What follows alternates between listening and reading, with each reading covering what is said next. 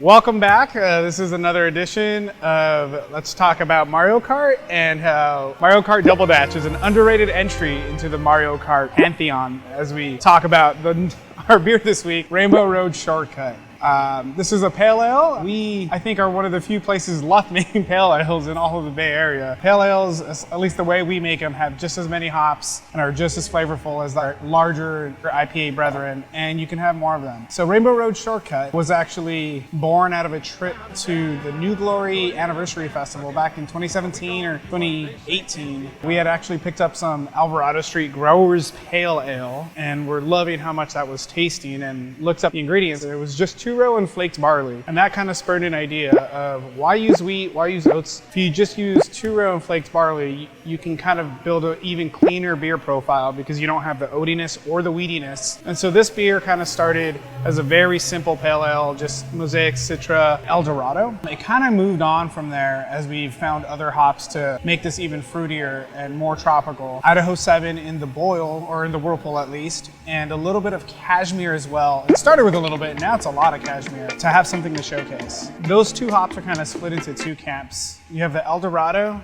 and the cashmere, which are kind of creamy. They're both kind of like B+ hops. Not necessarily that they aren't great, it's that they can't handle a beer by themselves. That's why the Mosaic and Citra are there, to really build a canvas for the other hops to sit on. Once they're in there though, the cashmere is this beautiful like tiki cocktail creaminess, like heavy pineapple. Well, the Eldorado is almost like an orange creamsicle, a little bit of coconut, a ton of citrus, and the body is super duper clean. You get that heft of the oat without that chewiness. Idaho 7 is a hop that I think you're gonna start seeing a lot more of. It's a super high alpha, which means it'll bitter your beer, but it provides this like deep, earthy orange marmalade, almost resinous, oily, tropical note, as opposed to like a resinous, sappy, danky note, piney note. A lot of our beers use that as a base hop profile in the whirlpool. Dry hopping with it can sometimes provide a black tea character, and we're still figuring out whether it's a hop combination thing, a dry hop timing thing, a sweetness thing. Idaho 7, just a little bit in the whirlpool goes a long way. Idaho 7, a little bit in the whirlpool goes a long way. Order now.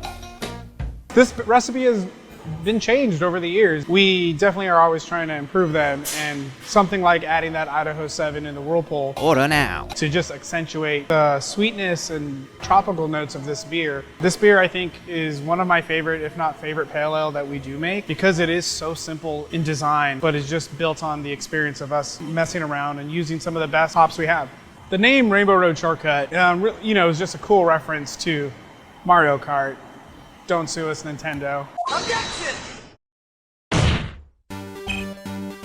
That level is so colorful, and this beer was always just really tropical and had a varied amount of fruit character in it from just the fruity hops. It was pretty simple. I will say I am enjoying Mario Kart 8 Deluxe a lot.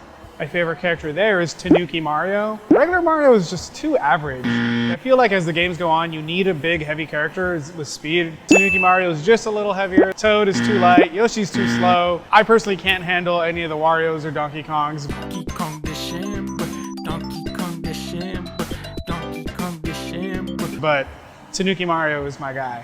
I can't really stop drinking this. This is delicious. Tips for homebrewing pale ales in general, and then this one. I find that pale ales, because they don't have the alcohol in them, you need to build sweetness into the beer itself. Whether that is through malt, through a crystal malt, a Munich malt, you need to amp up that sweetness to counteract the lack of sweetness from the alcohol. In this case, the beer is just a little bit sweeter. It's a little over 3 Plato, which in the grand scheme of things isn't that big. And we're keeping the whirlpool hops light because we don't want this to be bitter. The lighter body will accentuate any and all bitterness, and then we just massively dry hop it. Ton of hops. This has just as many as our IPAs do, so don't skimp on this. Pretty heavy chloride as well if you're doing water additions. Chloride will add a perception of sweetness and body without actually adding it, and a pretty hefty chunk of flaked barley. As a homebrewer, you may want to add some rice hulls to make sure that you get this lathered. Anyways, drink this beer, drink more pale ale, because if you drink more pale ale, we get to make more pale ale, which is awesome. Go play Mario Kart 8.